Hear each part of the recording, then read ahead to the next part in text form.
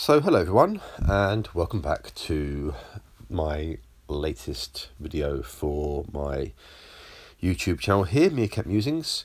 It's been a while since I've done a video. I've been dabbling a bit with podcasts, and I've been doing a few bits and pieces here and there on the website. Not a great deal lately for one reason or another. You may pick up that I sound a bit nasal because I've been a little bit under the weather lately. I've also had some time away in August as well, so it's been somewhat busy for me, and I've not been able to devote as much time to website stuff and that kind of thing as I perhaps normally would. And of course, work keeps me very, very busy. And let's face it, the website stuff is hardly the priority when you're a husband and a father. So it's kind of taken a back foot lately. But I have some time to chat today. And I wanted to start with a very interesting phone call that I had yesterday morning, which made me laugh because of the irony of it all. These days, of course, we all have mobile phones, so we don't tend to get many phone calls on our landline numbers, but from time to time you do. And what I tend to find is, in my experience certainly, we get more and more what I like to call spam calls on landlines. And I'm not entirely sure why we get more on landlines than we do mobiles, but then again, that being said, on mobiles it's very easy to block numbers these days. But on a landline telephone, it's quite difficult. So, for whatever reason, we get more junk calls on our landlines. I know I certainly do. So I had this call yesterday morning, and it was someone who called up, and they said they were calling from the BT technical department, BT being British Telecom, for those of you who don't know. And they were talking about some kind of virus or problem with our internet connection. Now, the interesting thing, of course, here is that BT themselves wouldn't take the time to call up an individual person regarding a fault with their individual internet connection. That responsibility, if it were to happen at all, would be passed on to that person's internet service provider, which in my case is not BT.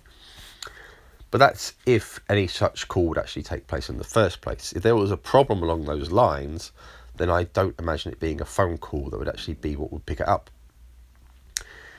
So this person's phoned up and said there's this problem. And this isn't the first time I've had this sort of phone call. Originally, the people that did this weren't too clever. They'd phone up and they'd be calling from, or they'd say they were calling from the Windows technical department, as in like Microsoft Windows. Of course, Microsoft certainly wouldn't bother with phone calls like that about someone's internet connection or their computer. And that was very quickly kind of seen for the scam that it was. So these guys have tried to be a bit smarter, a bit cleverer, and now they're trying other tricks. The reality is, and if you find yourself in one of these phone calls, guys, it is a scam. What they are wanting you to do is to go onto your computer or laptop, and they'll direct you to maybe go onto a certain website or download a bit of code, and once you've done that, you've given them backdoor access to your computer. At which point, they're then going to lock your computer out, and they're going to say, you need to pay us X amount of money to unlock it again. That's what they're going to do.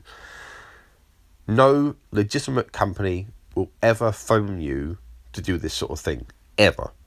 They're never going to go down that road. So if you get a call like that, you can be rest assured it's junk. It's a scam. It's an attempt to rob you. Now, knowing this, being aware of this, when this guy phoned up, at first, I kind of strung them along a little bit. I like to play games with these people. As far as I'm concerned, they're calling me up to waste my time. I'm going to waste theirs. So I have indeed wasted a bit of their time. I've told them first I don't have a computer. I don't have an internet connection. At which point the guy got quite shirty with me. And he started to say, you're lying to me. Why are you lying to me? Well, as I said to him, you're accusing me of lying to you. You're calling me from an imaginary company. At which point he hung up. And that kind of tickled me, that these people who are phoning up to scam you have the nerve, the gall to say, you're lying to me. Perhaps I am. But then again, you're lying to me for the purpose of trying to rob from me. So you can understand I'm not going to be particularly friendly back. I know what you're doing, and I'm not going to fall for it. But I will gladly waste your time and make you look like an idiot every day of the week. So that was my fun little experience first thing in the morning. But it's not really the main thrust of this video, as it were. The main thrust of this video is regarding a very brief conversation I had with they describe themselves as famous. I'm not particularly sure that they are by any measure, but there's a YouTuber and a Twitterer by the name of Doomcock, who's been doing the rounds. And if you move in Star Trek and Star Wars circles on Twitter or on YouTube, you may be aware of this person. And their aim, if you like, is to be highly critical of Star Trek Discovery and also recent Star Wars films like The Last Jedi. Now, once again, I've got to say I have no problem with people being critical of these things, because I think that anything really should be open to criticism. Nothing is perfect, and everyone will have a difference of opinion. I've said it before that, that's absolutely fine. The problem lies when these people decide that their opinion counts for more than the opinions of others, and that they somehow deserve special treatment or reverence, and that their opinions are somehow special. And Doomcock is one such person who is very outspoken, as I find a lot of these gatekeeping types are, about his passionate dislike for Discovery, and also for things like The Last Jedi and some of the more sort of recent Star Wars movies. Now, one of the things that I picked up on this discussion was, in a roundabout way, Doomcock was kind of taking credit for, or part of the credit for, the recent slump in performance by the Han Solo movie, which to date has been, I think, the weakest performing Star Wars movie of all time by some margin. And if you were to believe people like Doomcock, then this is in part to do with their boycott, because they don't like the way these films have gone. They don't like the direction Disney have taken Star Wars. I don't know exactly what the objection about this direction is. Is it something to do with the social aspects? Is it something to do with the stories? I don't know. But I somehow doubt very much that the rantings and ravings of someone on YouTube are going to have influenced the box office performance of Solo to the degree that they think. I think what's more likely is that people have, perhaps, as they usually do, have heard via word of mouth that the Solo film wasn't all that great, or they saw the trailer and they didn't warm to the film, and they just didn't watch it. Also, there is an issue lately, which Disney have acknowledged, that perhaps they've oversaturated the market with Star Wars stuff. And bearing in mind, Star Wars is usually a big event, perhaps they've overdone it lately over the past few years. So those, more than anything, would perhaps be the reason why the Solo film has not performed as well as Disney would have hoped. That being said, it's still turned a profit, so that's done quite well for itself. But Doomcock kind of looked at this as though, or certainly from what I can gather from what he said to me, as though this slump has been across the past few years. Well, The Force Awakens, Rogue One and The Last Jedi all made over $1 billion at the box office.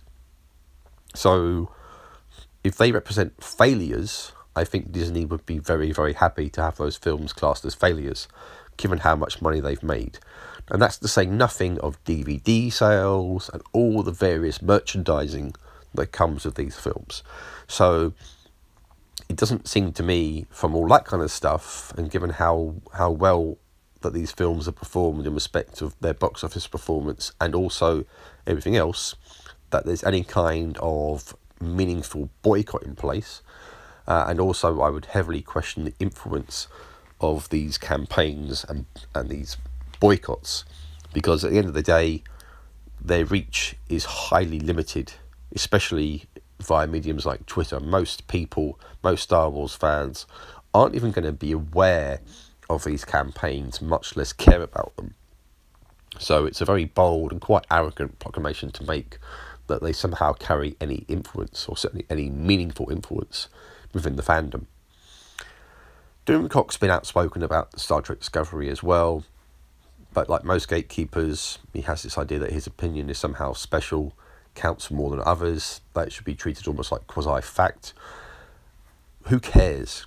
At the end of the day, Discovery has a second season, and it's reignited interest in Star Trek in a big way. People would not have the Picard series. Discovery was not regarded as a success. So at the end of the day, these campaigns and messages to boycott Discovery for whatever given reason, they can be regarded as a complete failure because they haven't worked clearly. And it just seems like a form of spite, really. It's one thing to say you don't like something, it's another thing to try and prevent other people from liking it as well. It's another thing to try and actively spoil someone else's enjoyment of something just because you don't like it. It's petty. It's petty and it's spiteful. And I really don't understand what the appeal is there in doing that sort of thing. Just let other people like these things. What's the harm? You're free to dislike it, fine. You're fine to criticise it. But when you move to a point where you feel the need to try and ruin it for other people with these petty boycott ideas and things like that, you're just betraying how irrational you are about a TV series or a movie. You know, it's not life or death. And you could devote this energy to more worthwhile causes. If you've got 10,000 YouTube followers or whatever, then you could be thinking in terms of, right, what are actually worthwhile, meaningful campaigns to engage people in that can make the world a better place? Or you can moan non-stop about how much you hate a TV show. And hating a TV show or film, to me, that's just not rational.